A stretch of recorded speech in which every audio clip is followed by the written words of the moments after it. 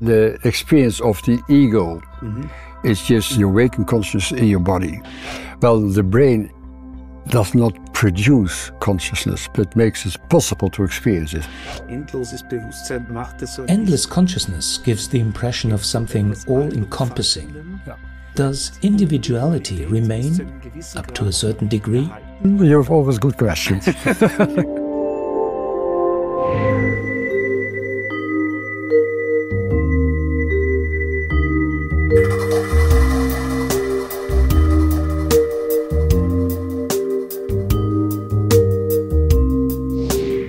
Dr. van Lommel, you're a cardiologist and one of the most famous death researchers worldwide. Your books have been translated into all languages, including Chinese. Thank you for being available for this interview. I would like to talk about an essay you wrote on the subject of the continuity of consciousness. You write in it, there are good reasons to assume that our consciousness is not always identical to the usual functioning of our brain. Sometimes an increased consciousness or non-local consciousness can be experienced, separated from the body. Your book is titled Consciousness Beyond Life. I would like to ask you to summarize which observations led you to this very important conclusion. Yeah, that has taken many years before I was sure about this conclusion. We performed a prospective study in 344 consecutive survivors of cardiac arrest in the Netherlands. The study was published in the Lancet in 2001. What we found that 18% of those patients reported memories for a very special state of consciousness, enhanced consciousness, which was experienced beyond time and beyond space. And the moment they experience it is in cardiac arrest. In cardiac arrest, which we also call clinical death. There is no blood circulation, no breathing. And when you measure the activity in the brain, which has been done in studies, there is no activity of the cortex of the brain, so no body reflexes, there are no brain stem reflexes left. Patients are unconscious within seconds. The blood flow to the brain is zero within 1 second. And when you measure the electrical activity of the brain, there's a flat line between 10 and 20 seconds. That means there is no function left in the brain. And at this very moment, people can report an enhanced consciousness. It's a possibility of perception out and above the body, which you can verify. You can corroborate this kind of experiences as well, which has been done. And also you can meet deceased relatives, the consciousness of deceased relatives. So consciousness is still there in another dimension, and they can have life reviews, and they can have previews as well, so the future as well as the past. They can relive again, and they are connected with other people. And when they tell us, there is everything in the past and the future is available. And when you have a cardiac arrest of 5 minutes, you can talk for 1 week about what happens, because everything is at the same moment, beyond time, beyond space, and everything is connected. So when you have this study, and there have been other 3 studies as well, prospective studies in patients who survived cardiac arrest, with the same conclusions. That is, there's no medical or physiological explanation like anoxia of the brain, lack of oxygen in the brain. There's no explanation. So you have also looked closely at possible explanations. The first thing is that when I was a cardiologist and I had the privilege to talk to people who had survived a cardiac arrest, and after reading a book about near-death experience in 1986, I just started out of curiosity to ask patients who survived a cardiac arrest if they had memories from the period of unconsciousness. To a big surprise, within 2 years, out of 50 patients, 12 told me their NDE, their near-death experience. And that was the moment my scientific curiosity started to grow, because I had learned in university and in school that it should be impossible that patients have consciousness, let alone enhanced consciousness, with memories, with emotions, with cognition, etc. That should be not possible. So what we found in our study is it happens really. It happens about 20% of the patients. And there's no scientific explanation for it. So there's no physiological explanation, no psychological explanation, no demographic explanation. So if they were Christian or atheist or Muslim, didn't matter at all. Medication had no influence. So the conclusion is, it happens, it is true, and people changed. So the transformation we studied as well in a longitudinal study. And we found that only the patient with a near-death experience lost the fear of death, had new insight of what is important in life, and have enhanced intuitive sensitivity. So that was a proof, that was a kind of objective proof of the subjective experience. You can never prove a subjective experience, but with this objective change you could prove these people must have had an NDE, because the patients who survived cardiac arrest without an NDE did not show this kind of transformation. In summary, with regard to physical death, can we conclude that when the brain dies, some form of consciousness is still possible? Yeah. What we can say is that when the brain does not function, the function is lost, but the brain is not dead anymore. It takes at least 5 to 10 minutes before there is irreversible damage to the brain and the patient will die. But you can resuscitate the patient within the first 5 to 10 minutes. So its clinical death is not a definite death. But we know that this kind of experiences are reported by patients whose brain did not function at all. And that's a kind of proof that consciousness is independent of brain function. So you believe that consciousness itself is independent of the brain? This kind of enhanced of non-local consciousness, beyond time and space, everything interconnected, is not depending of our brain nor from our body. It's always there. But usually we don't have access to it. But so in special circumstances you can have it, like so imminent cardiac death, like cardiac arrest. You can have it in near drowning, you can have it in coma by traffic accidents, you can have it in loss of blood and complicated childbirth. But you can also have it in meditation, you can have it in depression, existential crisis, you can have it without any obvious reason, walking in nature. You can also have it in a fear-death experience, like an imminent traffic accident or mountaineering accident. So also these kind of experiences can be reported in circumstances when the brain even works, even functions. So it's another reason to say it's not lack of oxygen in the brain that causes these kind of experiences. We probably also encounter the problem here that a different term should be used instead of near-death experience, because for many this is still an experience that occurs only close to death.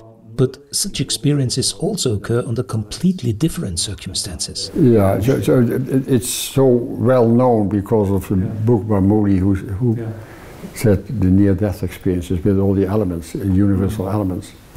But it's much more. So you can talk about an experience of enhanced consciousness. That's also a possibility.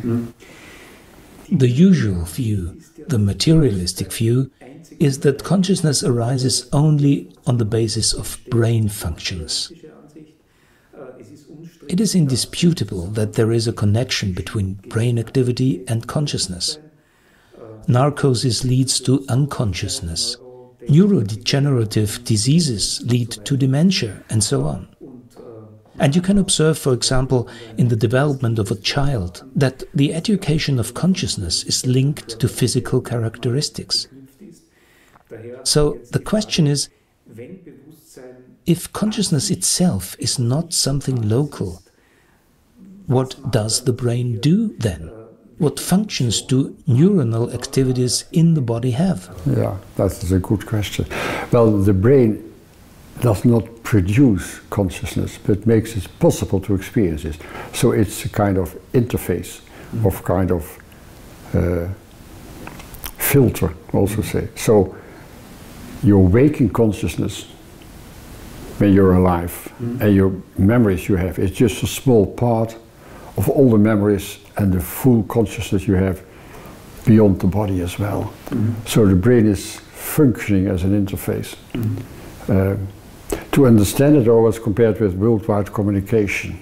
When you look at the more than 1 billion websites and YouTube films in the cloud, when you receive it in your laptop does not produce the cloud. It does not produce all the websites, but it receives it. And you need a functioning laptop to receive it. And that's the same with the brain. So your non-local consciousness is always there, and your brain functions just receives some part of this non-local consciousness, like what you receive in your laptop is just a small part of the cloud. And this small part is waking consciousness. Yeah. We also associate waking consciousness with the I. Could one therefore say that the filtering activity of the brain creates a resonance with non-local consciousness, so to speak, and that this gives rise to the impression of an I personality, an ego in waking consciousness? The experience of the ego is just the consciousness, your waking consciousness in your body. But when you die, or when you have this experience of enhanced consciousness, then the ego has disappeared. So the ego is with jealousy, with greed, with whatever, feeling of power, that is lost. So the pure essence of who you are is always kept, beyond time and space. And the ego, let's say the material aspect of your consciousness is gone.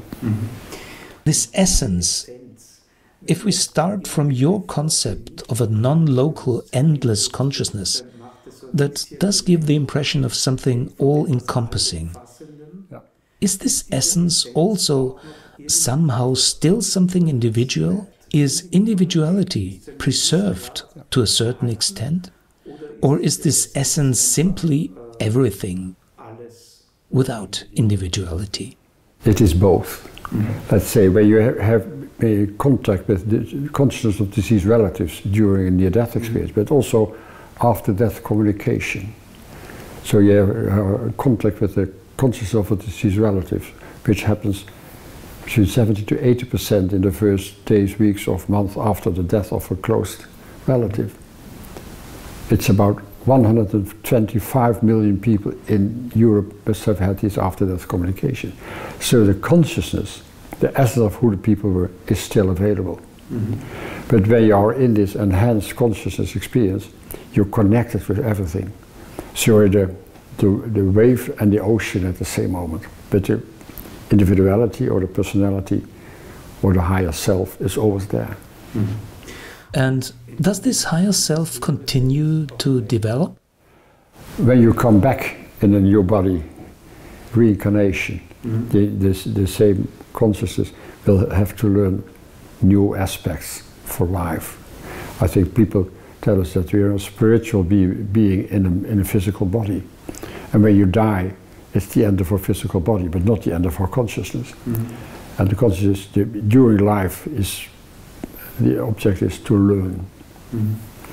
Learn to love, learn to accept, learn to have empathy and compassion. And that's the explanation for some people, some religious as well, that there's reincarnation, that you have to come back because you're not finished with your learning process. Do you find any evidence of reincarnation in your contact with patients during the study or later? Usually people don't have the experience of previous lives during NDE, during near-death experience. But I know the studies that have been done by Ian Stevenson and Jim Tucker. Thousands of children talk spontaneously under the age of 5 about a previous life. Usually it's a traumatic end, they were murdered or drowned or whatever. And it starts with hellish dreams. They start drawing things and they know the name of the previous family as well. So there have been a lot of stories that had been controlled and verified, and it was about more than 90% was correct what the children said. And when they are older, 6, 7 years old, they don't know anymore that they had these stories of previous lives as well. So I think But Ian Stevenson said there's no proof for reincarnation, but it's beyond reasonable doubt. There is often the description in near-death experiences that someone says, "I felt like I was at home, that I was coming home." This shows at least that there is a pre-existence of the soul, which is then experienced. So even if there is no evidence of reincarnation, near-death experiences do reveal this aspect, the knowledge of something that existed before life. Yeah, you're totally right. People feel at home, they know they have been there, they're more lucky than ever, they're so happy there, and they don't want to come back. When they're there, they just want to stay there. And they're extremely disappointed when they're, after resuscitation, come back in the body. They're really disappointed by being back. But they also tell us that what happens there in the near-death experience is more real than real. And when you're back in your body and you see this physical world, you say this kind of physical world is like an illusion. Like a dream. It's not real. While we normally experience this world as real. Today, the materialistic worldview dominates science and research. Near-death experiences certainly challenge this worldview, especially when studies such as yours are taken into account. In your essay, you also complain about a certain dogmatism in science. Why is that? Why is materialism so strongly defended in science? What do you think? Yeah, I think it's fear. They're frightened to forget the world, how they think the world functions as well. When you ask a scientist what is matter, matter is emptiness, matter is nothing, matter is just information and energy and consciousness. And particles are just waves. So it's a potentiality and not a reality. So when you really go into depth, and that is, quantum physics is helpful for this, that you know that what we see as reality, as matter, doesn't exist at all. This is one thing. The other thing is that we still learn on university and on schools that consciousness is a product of brain function. And when they really start to read and study near-death experience, then you have to come to the conclusion that this is wrong. This never proven hypothesis is wrong. And so it's frightening, especially for neuroscientists. They lose the position in the university, they lose the research money. And I will never try to convince people who are not open to read it. But I know so that skeptic materialists, when they really should come to me and say this is total nonsense, then I'll ask them, which books did you read and which article did you read? And then the answer is nothing. It's just prejudice. It simply must be nonsense. And willful ignorance. Prejudice and willful ignorance. And so you can stay with your own thoughts and ideas because you don't want to hear something else. Have you often experienced hostility yourself, for example, from colleagues who thought, oh dear, now he's really fallen for esotericism? Rare. It happens, but people have on the internet written about me very aggressive things, and then it's attack the messenger and not the message. But for me it's rather rare. People are silent, they look the other side around, but they don't come to me and say this is total nonsense. Another thing, I never start to talk about near-death experiences. When people start to ask me, then I will tell them, but I never start. In your view, what would be a good philosophical alternative to materialism? The dualistic view, according to which there is not only matter, but also spirit or soul? This raises the question, how do the two interact? How can the non-material influence the material? How do interactions come about? Quantum physics may be able to provide some answers here. Idealism assumes that consciousness, not matter, is the original substance. Where do you see a good path forward for philosophy? In what direction should we continue to think? The terminology is ontological idealism or monism. I think that means that consciousness is fundamental in the universe, together with energy and information. And everything comes from consciousness and information. We don't have a definition for consciousness. We don't have a definition for information. So it's rather difficult to understand it for most people. But I think that everything comes from consciousness. So monism or idealism, yeah. Could a definition of consciousness from a qualitative point of view be love? I think the essence of this enhanced consciousness is unconditional love, acceptance, compassion, empathy.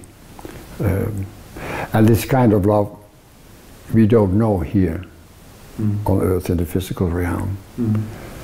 So, and when you have a life review, they just learn how they lived, and they learn how many times they give love, or just gave lack of love as well. So that's the lesson they learn. It's always about love. Yeah.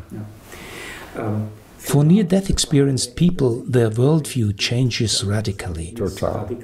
How has this topic changed you? Did you already have your current worldview when you were still working as a cardiologist, at least to some extent? Or was your worldview completely materialistic and it changed radically later on? I think I can say I was a materialist cardiologist. I had learned in university, medical school, that consciousness is a product of brain function. That's what I thought. But the moment I was, after reading the book by George Ritchie, Return from Tomorrow, and I started to ask patients who survive cardiac arrest about if they have memories from the period of unconsciousness, and I met those 12 patients, then my scientific curiosity started to come, because I was now convinced that it could be different as I had learned. And it is a process that took years and years before I really, like now I'm convinced that death is just the end of our physical aspects and not the end of our consciousness. But it took years to accept it. As a child I've never read the Bible, but when I start to talk and think and read about near-death experience, I started to read the Bible, I started to read Hinduism, Buddhism, anthroposophy, and everything comes together at last. How do you see yourself due to your worldview facing death? Curious, with a healthy curiosity, or is there still a kind of uncertainty when you say you are convinced? Yeah, I think 100% sure nobody can be, but I have no fear. I have no fear for life, I have no fear for death. So I'm curious what death will be for me, but 100% nobody can have. I thank you very much for your insights, for allowing us to expand some of the content of your essay, also for sharing your personal experiences. Thank you very much for the interview. You're welcome.